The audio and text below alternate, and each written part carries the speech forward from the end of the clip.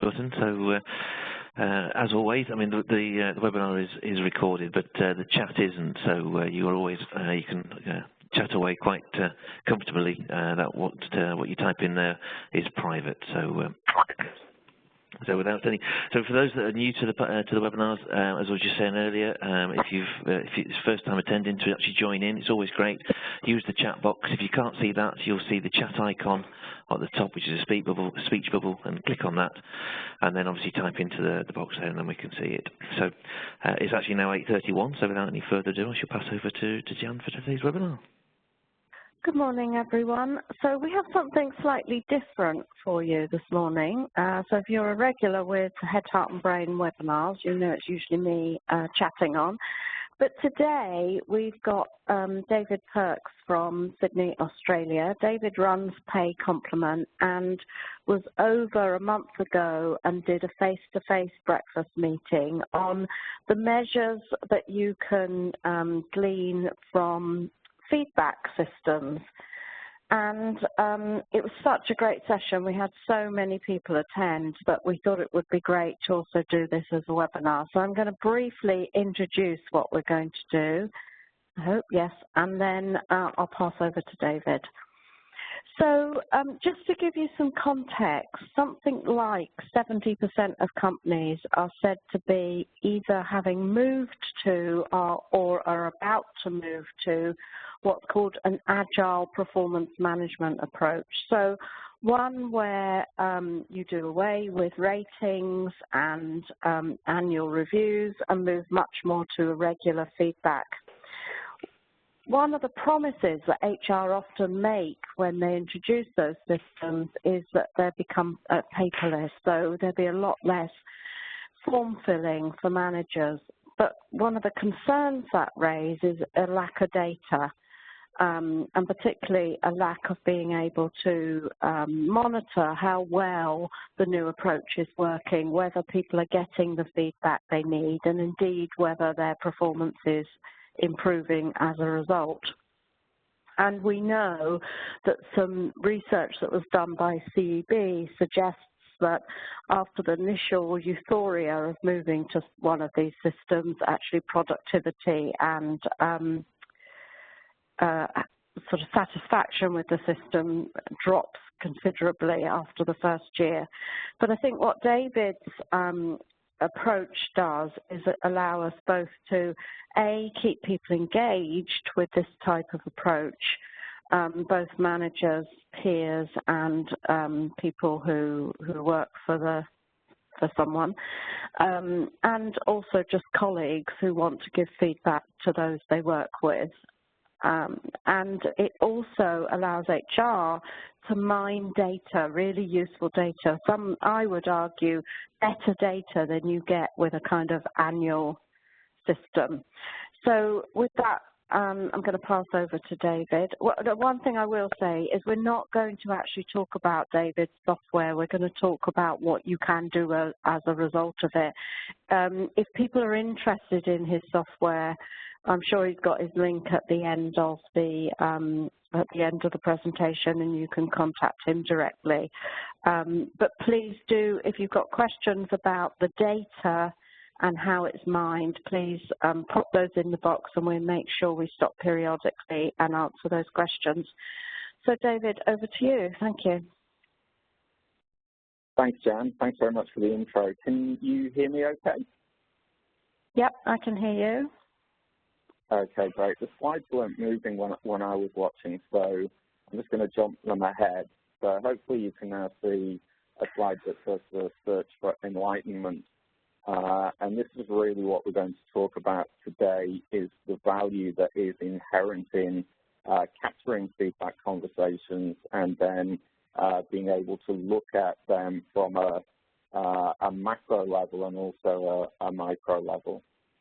So when we think of feedback analytics, we think of three levels of analytics. We think of metrics, which is basically counting things, trends, which is looking for changes and patterns, usually over time, and insights. And insights is interesting. It's where we either take some information that is part of the feedback context but not part of the feedback message itself, or it's where we combine feedback information with other sources of information. So we're going to look at some examples of each of these, and we're going to also do some polls, I think, as we go through. So, Richard, I might need your help to activate those. Okay. But let's see from the first one. What we're keen to know is, does your organization capture feedback data, or are you having the kinds of conversations that are unrecorded? And is that data put to good use in decision support? So okay. I haven't actually got this poll loaded up, David. Okay, all right. So can people well, maybe what we can do then is just in the comments we could have 30 seconds of just weighing in on this. So probably just focus on the first thing, whether you're capturing data about feedback and performance, and whether whether you're capturing that. So let's get a few yeses and nos in the comment box if we can. Richard, there is another poll a bit later if you want to have a look at that. Yeah, I'm just sorting that out now. Okay, so it seems we're getting some a lot of through, people capturing, not everybody using it for decision support. Yeah, and in fact, there was a really good report that came out from the Society of HR Managers this week, and that indicated very much the same thing, that very little HR analytic information is being used in decision support. So even where organizations are capturing it, not necessarily using it. And I can share the link to that research after the event. I haven't got it handy, but I'll dig it out. So let's have a look. Metrics, as I mentioned, is counting things. You've probably seen these kind of metrics in dashboards that you use and in applications that you use. They might come to you as tiles like this one, so it's a very simple count, but they don't have to be quite so boring as that. I've had to anonymize some of this data, but if you imagine these are team names down the side here, and we're looking at feedback received and feedback given, this is a very simple metric. It's still just a count. But it's now showing us which teams are not necessarily engaging with the platform. And it's also showing us which teams are more likely to give feedback than to receive it. And in general, what we're looking for is balance within these metrics. And so where we can see that imbalances, even with a simple metric like this, we're in a position to then start to guide those parts of the organization to help them better engage. One of my favorites is effectively two league tables, one looking at the top performers in giving feedback and one looking at the top performers in receiving feedback. And we use that as a matrix like this. So it's a metrics matrix, it's hard to say. And this is very useful to basically show who the early adopters are within the organization and who are the feedback magnets within the organization. And sometimes you can see that there's commonality, that people who are giving feedback frequently are also frequently receiving it. But reciprocity is not necessarily something that's as authentic. So we can also see here people who are more prone to giving feedback and who might actually be a little bit intimidating and so are not receiving very much feedback in return. So this type of metric and league table can lead us to those types of insights. So metrics is basically the entry-level analytics that we have available to us. It's simply counting things. You can do that in Excel spreadsheets. You can do it on a calculator. Very, very easy to do. Now, trends slightly different. So still we're counting things, but now we're looking at a timeline. And this is a particularly interesting one because what we're trying to do is to get people into a feedback habit. And what we've noticed is there's some seasonality to that. And so if you're having the kind of paradigm where you're encouraging real-time feedback, it's conversational, but you're not keeping records and you're just hoping that those conversations are going to happen, you might not spot this sort of effect around December, January, February that happened here, and therefore you might not be in a position to do things to re-energize people towards giving and receiving feedback. And that's what we needed to do in this case. Was people were into the habit leading into Christmas, and then attention wandered towards Christmas and holidays, and had we not done something to re-energize, I'm pretty sure this trend would have continued to sort of crawl downward. But what we did was we had a feedback intervention in February to start to spike things back up again, and that was very successful, and we're almost back to pre-holiday levels in March, April, and beyond. So trends can start to give you some ability to manage your program in an interesting way. Now, this series of slides that we're going to go through here, this is going to be a time sequence, so see the date range down the bottom. And what we're looking at here is organizational network analytics. So each of these little dots is actually a person. I've kept them deliberately kind of small so that we can't really identify who they are. But what we're seeing here is the very beginning of a real-time performance management rollout. And so we're starting to see these people making connections to others, and these are effectively the early adopters in the organization. And as we start to just move that timeline along, we can start to see how that network of interactions and relationships is growing. Now, this is effectively an informal network that's forming alongside a hierarchical organization. And Rashmi's just asking, what do we define as feedback? So in the context of this data, these are either coaching conversations or ad hoc feedback or instances of praise or observations. So we've got a fairly broad definition of what feedback might be here. It's really a job performance interaction that is what we're tracking. And so as time goes on, we can see that this network is becoming more of a mesh.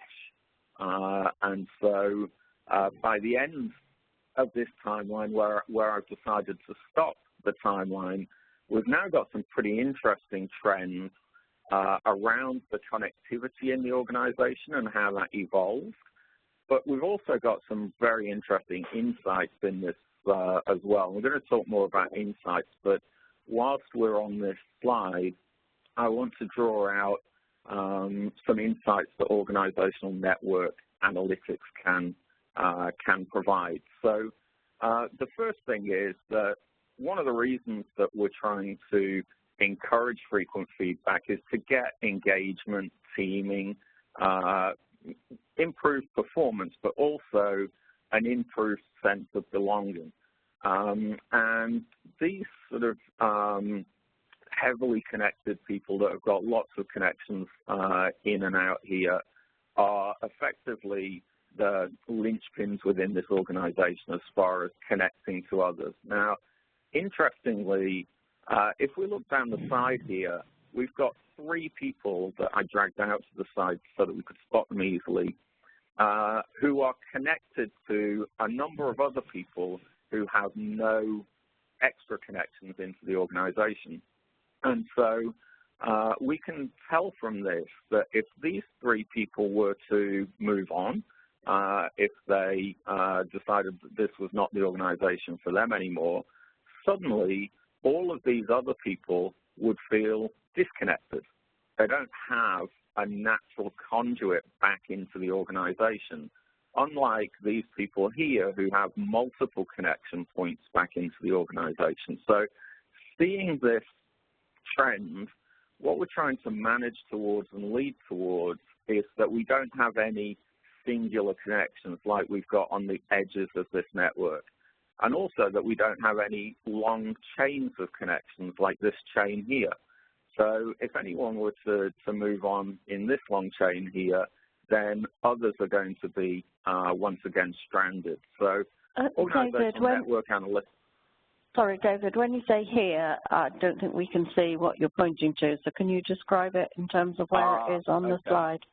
Yeah, so down at the bottom, just above the timeline, there's going out towards the left, there's a connected, that's 4 people that are connected.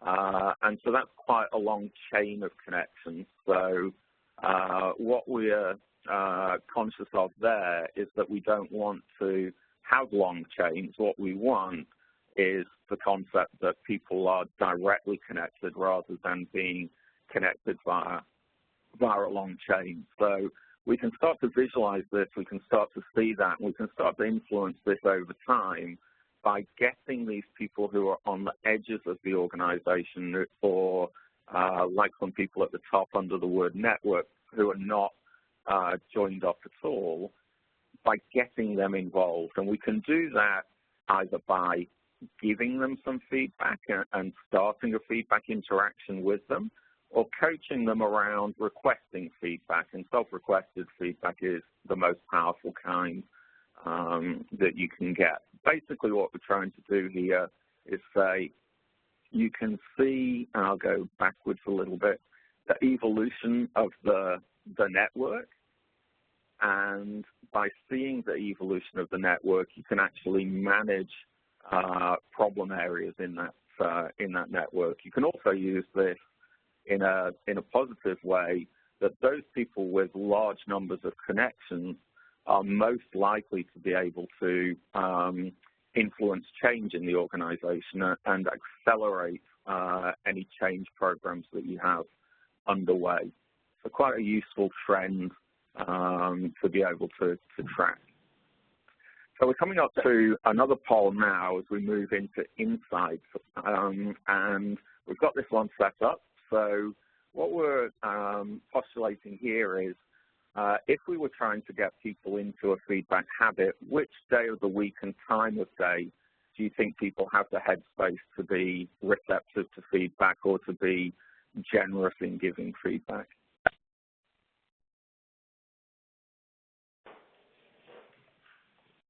So we'll wait for some votes to come in.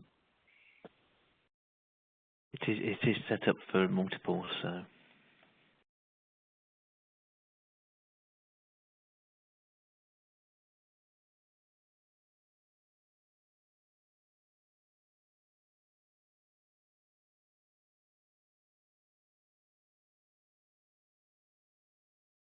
So if you've not already noticed, down on the right-hand side underneath the chat, there should be a polling area.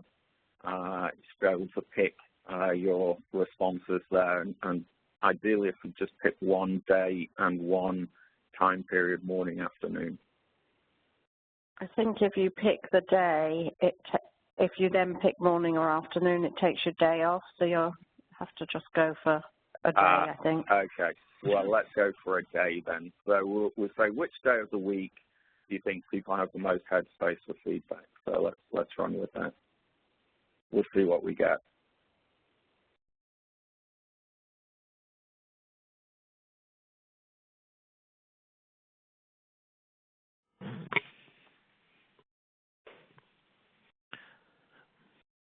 Interesting, that comes out as a Tuesday or a Friday.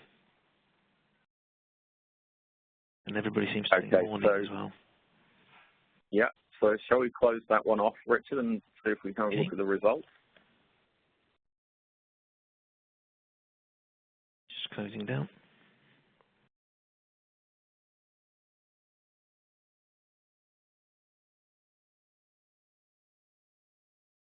Okay, so I think, Richard, you were saying the results are Tuesday, Friday, neck and neck, and morning was the... Yep. Morning was the only selection. Okay. All right. So we're all morning people. That's perhaps it's audience bias, given that it's a breakfast session that we're having today. All right. So day of the week, we were close, but not correct. So the most popular day of the week for feedback exchanges we've found through looking at a lot of information in a business context as opposed to consumer context is Thursday, slightly ahead of Friday. And most commonly, when we ask this question, people will generally respond that Friday is the day that they would think most people were having the headspace. And in terms of timing, the most popular time of day is mid-afternoon, so somewhere between 2 o'clock and 4 o'clock or 5 o'clock on a Thursday is effectively the peak hours, happy hours for feedback exchanges. Now, if you're involved in moving to an agile performance management kind of paradigm, one of the things that you'll know or you'll soon find out is that the hardest thing of all is to get people into a habit. Get people into a habit of giving feedback, asking for feedback, conversing around job performance. And the easiest way to overcome that and to get that habit to form is to lean into natural behavior. So knowing that natural behavior is that people are most receptive and most active in providing feedback on a Thursday afternoon means that you can then start to encourage that to happen and then, grow your habit from Thursday afternoon outward from there. So I'm just switching back to the chat. So the next section we're going to talk about is gender. And this one actually stimulated a lot of conversation when we did this session live in London. And so if you've got questions about this or thoughts about this, please use the chat box as we go through. What we're looking at here is an organization that has around about a 50-50 distribution of male and female workers, and they're fairly distributed through the organization hierarchy. So it's quite a well-balanced, diverse organization and leadership team. But what we found when we looked at things was there was a huge difference between the propensity of females to give other females feedback, which is the bar on the left, versus females to give feedback to males, males to give feedback to females, and males to give feedback to males. And so it was almost 4 times the amount of feedback was being exchanged between 2 females than any other gender combination. And so for organizations that have female leaders of male team members, for example, there is work to do to overcome some natural resistance around that conversation type. Similarly, there's work to do for male leaders, regardless of whether they're leading male or female team members, because their propensity, a male leader is far less likely to initiate a feedback conversation of their own volition than a female leader. So any surprises on that, or is that what you would have expected from looking at gender?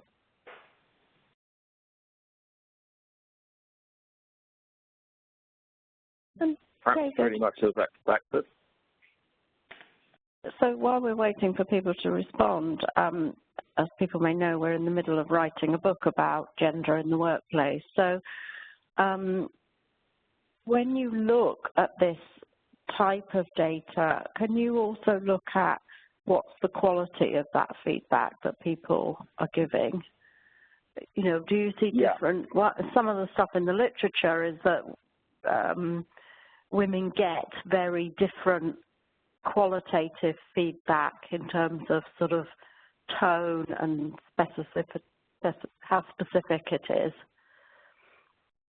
Yeah, it's a good question, Jan, and I think it's interesting because what we have done, we've done some sentiment analysis, and I'm going to talk about that in a second, and we've also done some kind of context analysis, which tells us the topics that come up.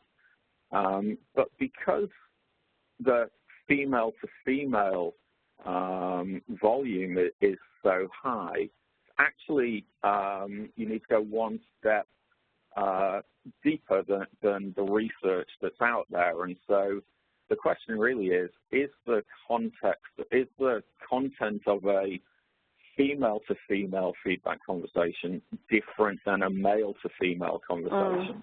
And the answer to that is yes. And so, you know, it's now fairly simple, but I think there are interesting insights. Keeping each of these, and it's up to you know, even interested in cycles to find.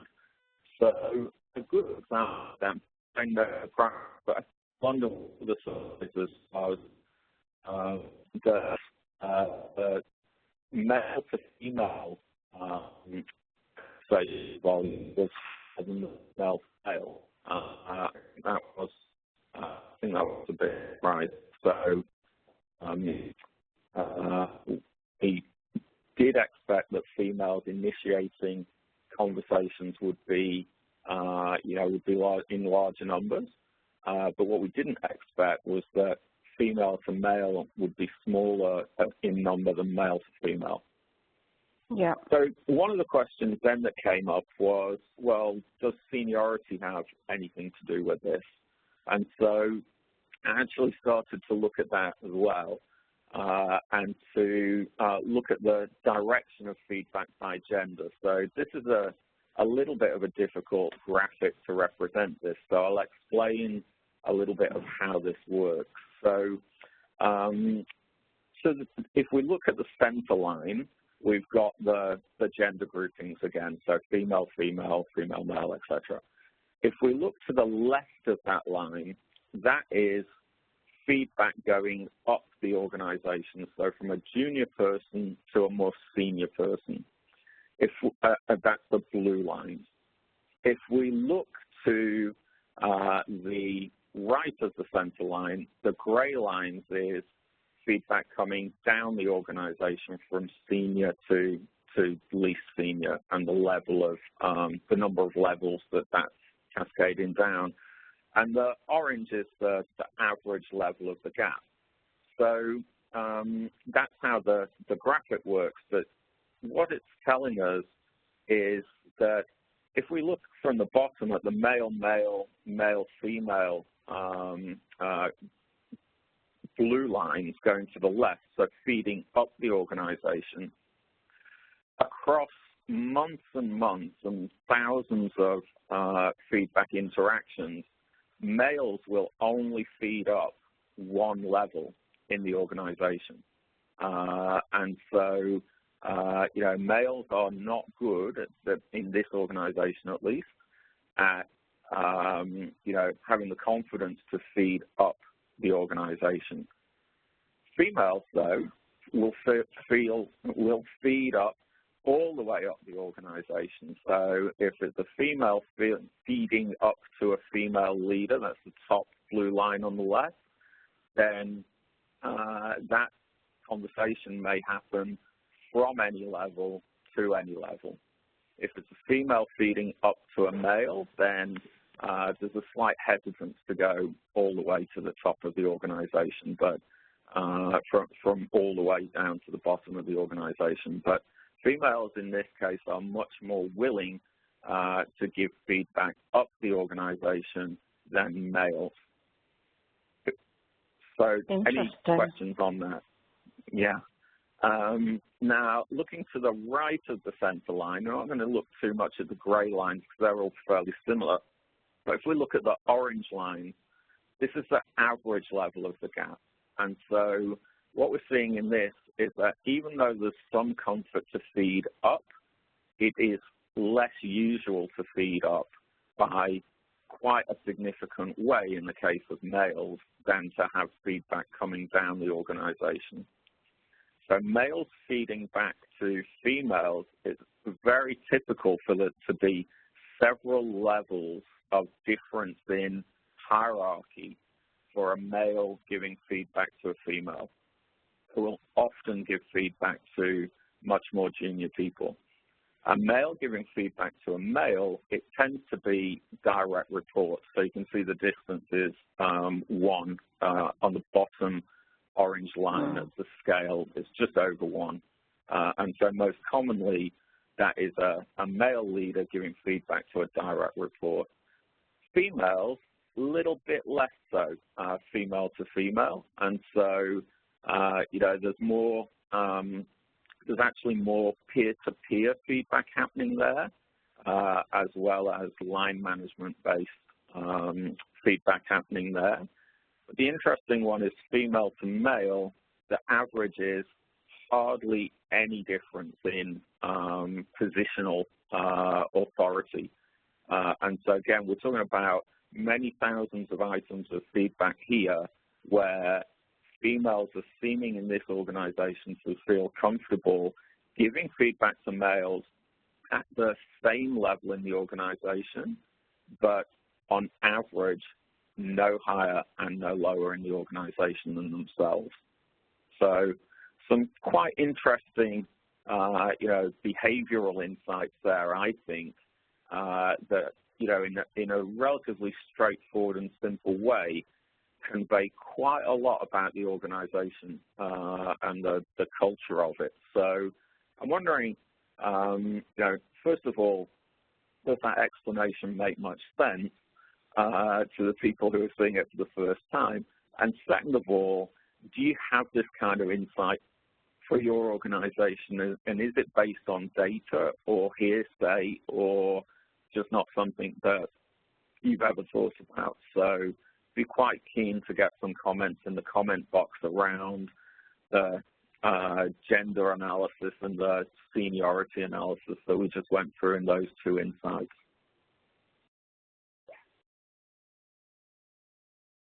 David, while people are doing that with the organisations you're working with, what sort of interventions are they using to try and shift some of those patterns to be more uniform, if that's what they want? Yeah. Or at least from a gender point of view.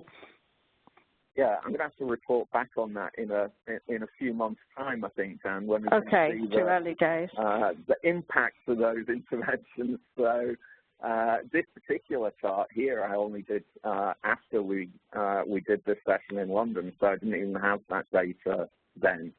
But I would certainly expect that they will take some actions, and that. Particularly around the direction of feedback. What it says is that if you are a male in a leadership position, you actually need to request feedback, because if you don't request feedback, it's very unlikely that it's going to come your way. And so, if I were to put myself in their shoes, then what I would be doing is through learning and development, or through, some individual coaching, or through HR business partners, I'd be encouraging the males in the organization to start asking for feedback rather than waiting for it to come their way. So that would be one easy action from this insight. And then I'd be starting to think about, this pattern where on average people are only really giving feedback, one step beyond their seniority level in the organization, and starting to think about how senior leaders I think that would be a change that would need to be led from the top. Our senior leaders can start to be more approachable and more open. You know, I'm not saying that they're not, but you know, even if they're doing lots of things, it's not actually resulting in you know, change in behaviour there. Yeah. So they've got to role model it a bit more. Yeah, I think so. And you know, there's some good practices around that. So we're not going to talk about the platform, but the platform does allow for senior leaders to send out all company updates and for everybody to comment on those updates and give you know, unfiltered, direct feedback to leaders in that way. So I think it's a case of being seen to be okay with vulnerability and being seen, you know, and just encouraging a little bit of commentary in a public way that then encourages people or gives people confidence to engage in a private way as well.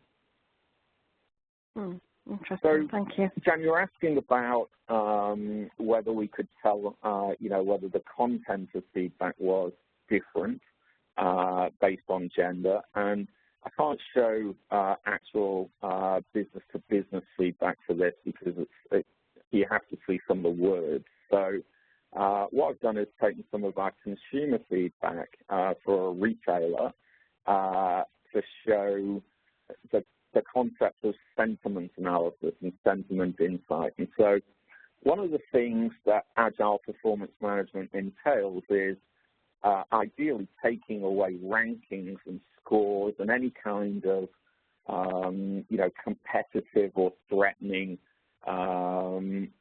scale that people might be judged upon or feel judged upon. And so one of the points of resistance to doing that, one of the difficulties that organizations have is if we take away the numbers, how will we ever produce a chart or a graph or, you know, get to some numbers to communicate with people about what's going on? And sentiment analysis is the way of doing that, because what it does is it takes the words within the feedback. So in this case, someone was looking for a seedless cucumber, and Rachel helped. And it starts to categorize those words as being, those expressions as being positive, neutral, or negative. And so there's a lot of fluff in this one, and it doesn't really say anything much about Rachel other than she helped. And so it comes out as being a neutral piece of feedback. And we can assign a number to it to say, actually right in the middle, it's neither positive or negative, it's just a story. As opposed to the next one down, went to the store to check on an item, girl behind the counter was on the phone the whole time. Well, needless to say, that is negative, but it's very strongly negative. So 0.05 score in sentiment is very, very low, low score. So coming out negative. Next one, praise Amanda for great personality at 5:43 on Saturday, and she's still smiling. So that's very good. Well done, Amanda, Anne-Marie, sorry, for that. That comes out highly positive. So 0.94, so 94% on the scale towards positive. So what you can hopefully see from this is that we can capture just free text, just words and stories the way that people want to express them. And then using algorithms, we can basically determine whether those are positive, negative, and neutral, and the degree of that. So whether they're strongly positive or strongly negative. And in doing this, because we know who gave the feedback and we know who received the feedback, we can then start to come up with patterns that say this person is, on average, typically, negative in the feedback that they're giving. And that's not going to be, a very good idea for a very long period of time. Or this person is always positive. And so the fact that they never give any stretch feedback or never give any correcting or adjusting feedback is also not a great outcome for the recipient. So praise is good, but we want to try and be in that kind of flourishing zone of 6 to 1 positives to a negative. And what we certainly want to avoid is a lot of neutrals, which is really just noise. They're elements of feedback that you can't really take any action away from. So we want to try and minimize the neutral feedback. And we also want to try and minimize feedback that mixes positives with negatives. So the typical sandwich feedback, where we've got a positive, a negative, and a positive. And so because the way that this works is it breaks an individual piece of feedback down into its constituent parts, we can identify people or situations where feedback's being sandwiched rather than delivering directly. So what this type of insight does is it helps us very much gauge the performance management health and the capability in structuring and communicating feedback within the organization. So if it's too neutral, we can address it. If it's too positive, too negative, generally not the case across the whole organization, but there'll be pockets of that. And so we can home in on those pockets and deal with that as we see fit. So is anyone using sentiment analysis in any part of their organization? Not necessarily around feedback and performance management, but just in general. This type of stuff, depending on your attitude towards email privacy, can also be applied to emails. It doesn't have to just be applied to feedback, but quite a useful technique to be aware of and be using. And then the other thing to mention is the context. So as you were saying, Jan, around, do males and females have different types of conversations? Well, we've pulled out the things that people are expressing sentiment around here. So poor customer service, attention service, spoiled salad. And so in a business context, you'd expect to see some differences in these key phrases for males and females as the initiators of feedback. Fascinating. So, yeah. And presumably that would, sorry David, presumably that would also help HR to determine where they've got skills development needs in terms of the way people are expressing feedback. Yeah, absolutely. So those key phrases, they lead very much into learning development plans, training programs, kinds of resources that people are going to need to support their self-improvement. So I'm conscious of time, so I'm just going to rush through the last few. Obviously, we've looked at individual metrics, trends, and insights. In creating the big picture, these tend to be put together in dashboards. And so this is an example of a dashboard from our platform where we've got a timeline trend at the top that's talking about feedback. We've got a trend line here around a particular question that's being asked in a metric.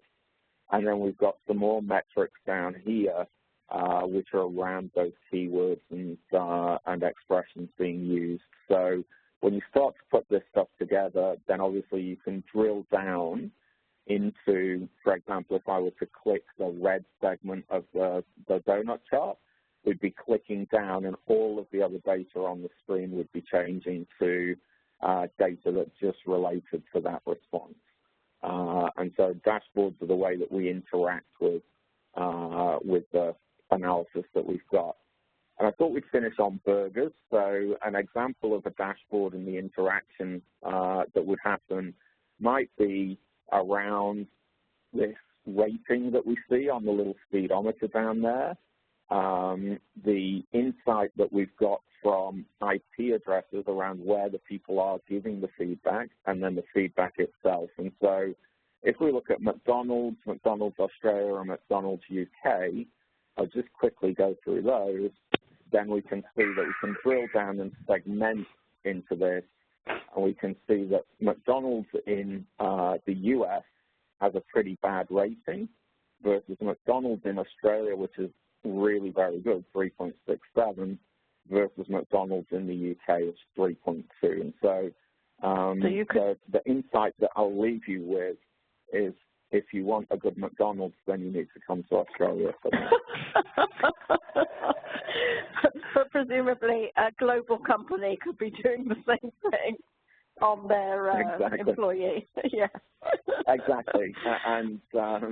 And so rather than me summarize and give you any kind of takeaways, what I'm keen to do is listen to, what people have learned through this session. So what was interesting? What do you think you could put to good use in your organization? So we've got about a minute left, I think, to just capture any thoughts on that before we disband. Okay, so this will be interesting, people. What was the most insightful things for you from the session?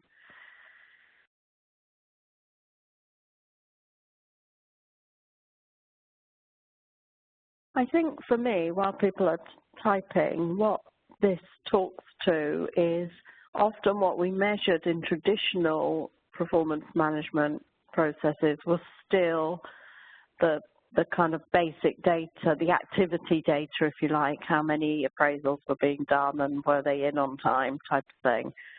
And this moves us really away from that into both data that gives us information to make decisions on, but also that really sort of tells us what the climate in the organization is around feedback. Yeah. I can see people are saying the direction of the feedback was interesting, and I found that very interesting as well. I think back to when, I was in multinational companies and we did the 360, and then we banded everybody, and then we stack ranked them, and then we did a forced distribution. And at the end of the day, all that you knew as an individual or as the leader was, what number that person got, at that particular time of year in that particular exercise, and it bore no correlation really to anything that was actionable. Whereas, these types of insights, and we've only scratched the surface of what's possible today. They are actionable. They are things that can lead a leadership team or a HR organization down the right path to actually, steer the culture in the direction that the organization wants to go. So that might be, around culture change, or it might just be around sustaining, a healthy culture that's already in place. And looking at people's comments also, very insightful around the whole gender differences. Yeah, absolutely. There's a lot more. There's a lot more that we can delve into around gender and more sophistication around those organizational network diagrams that I showed about the informal network. Because what we didn't show on that was the gender of people that were highly connected versus the gender of people that were out on the edges. But when you start to look at that kind of thing, that's also very interesting to see around, is it females who are connecting people up? And is it typically females that are connecting females, or what does that look like, with a gender lens across it? Really interesting. And I notice we're over time, so thank you, everyone. We're going to take a break for August, so Head, Heart and Brain will be back in September. Thank you again for hosting, Richard. And David, thanks so much for a really fascinating presentation.